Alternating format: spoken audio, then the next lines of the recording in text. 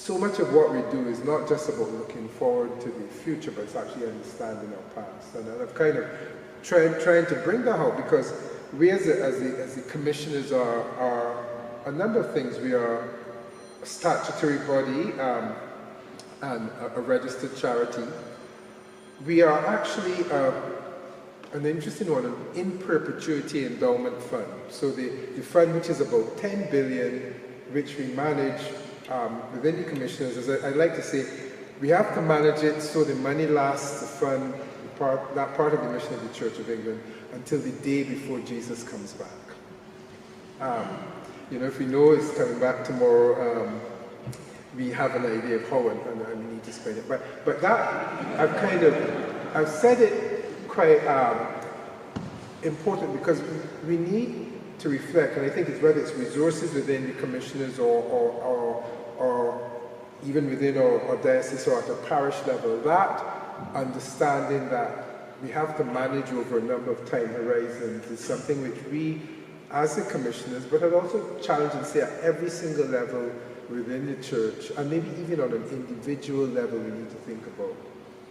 Because, we manage for the now, but we manage for the perpetuity. And as Christians, in perpetuity has a very special and different understanding. 3 responsibilities, if I could come on to the next slide, which to, as I said, manage the endowment fund responsibly, to meet the historical obligations of the church clergy, and to then make sure, and I think this is really important in terms of how it comes together with St. Ed's and Ips, making an understanding of what can be distributed to help fund the mission of the church over, for the period ahead. Important point, the commissioners is an integral part of the church, and we are there in terms of our mission, in terms of managing the funds and stewarding the funds, that our purpose is to steward the funds in support of the mission of the church. And deliberations about how do we manage and allocate that 10.1 billion until literally when the Lord comes back. It may sound a crazy thing, but that's actually the decision-making process that we have to do. Because, if it's tomorrow, 10.1 billion is a lot of money that we could actually start spending right away. If it's not tomorrow, if it's another 1,000 years, it's not a lot of money. And so we have to have that tension, and the process by which we do that is that actuarial process that I described, where we then have to look at money for the next 3 years, but also where the actuaries, they project that over 30 years. So, and why I'm kind of going into that, because this is, it may sound mundane, but I tell people that according to our actuaries, the Lord is coming back in 30 years' time. Because that actually is in perpetuity, in terms of how we have to go through that discipline on a rolling process. And I'm kind of saying it tongue-in-cheek, but actually it's one of those tensions that we have when we come to have this really big focus on mission, really seeing a church that is sustainable, seeing a church that's growing. We as commissioners, as we allocate our funds into the church in a sustainable way, that tension is there. I would also maybe throw out a challenge to say that tension isn't just with us as commissioners. It's actually at a diocesan level, it's at a parish level, where we're always making those trade-offs between the here and now and perpetuity and eternity, if we can call it like that. And one key thing here, what was really, really very valuable and really exciting for this year's process, was going through this whole idea of equity and intergenerational equity. You know, how do we spend today to keep today resilient and healthy, but also to ensure that there is still a tomorrow? I mean, it's amazing, you know, coming to St. Ebs and Ibs, you know, coming to Bury and St. Edmunds, and you walk there and you see, you know, this space of worship has been around for 1,000 years. Somebody made a decision, an investment decision, a decision on ministry 1,000 years ago, and we're here today. And actually, you know, I'd like to be in their kind of PCC or Diocesan Finance Board or church commissioners or whatever the equivalent was then, to see how they would have thought it through. But some of those decisions made 1,000 years ago have meant to certain. And I'm kind of saying that actually, and I'm sure you'd have heard of, you know, we're planning to allocate 30% more for the next triennium. It's not so much the numbers, and we can get in. I'd like to get into that next, but actually to reflect that we're at this really important time of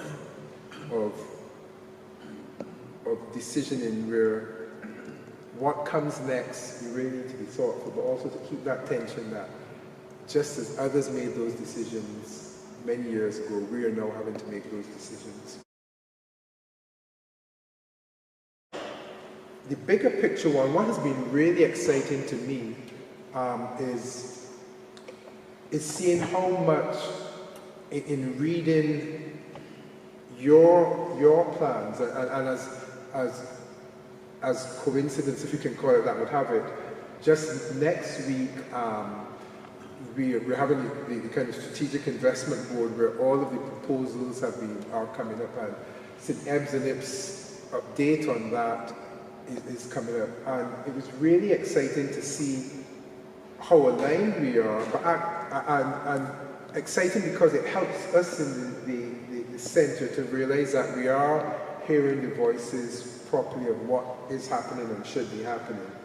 And in particular, as we're moving on to the next slide, focusing on what is really important, that when we talk about numbers and you know, or whatever, but this is about making sure that God's church is growing, is sustainable in every bit of the country, you know, and that realizing that even as we talk about numbers, it's the real focus is on people. And the real focus is knowing that as we move ahead, that as we spend those resources, that at the end of the day, it's more people coming to know God. You know, it's about, you know, knowing God and making Him known. And that even as I talk about how we as commissioners and talked about those numbers and actuaries and intergenerational equity, that is what really matters. And the next slide, if we move into that, is actually really the heart of what I wanted to throw there, but actually to have the discussion after I finish talking. What does all of those numbers, and in particular this expanded distribution over the next 3 years and the next decade mean for St. Ebs and Ibs? We are co-partnering to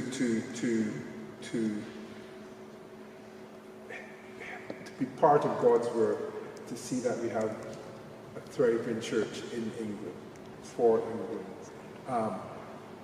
That, you know, and that St. Ebs and Ibs is critical to that. You know, we're an Episcopal church. You know, we can't be in London in church house and understanding and building strategy. Church happens locally in dioceses and in particular dioceses like St. Ebs and Ibs, where in many ways what is happening here is pioneering.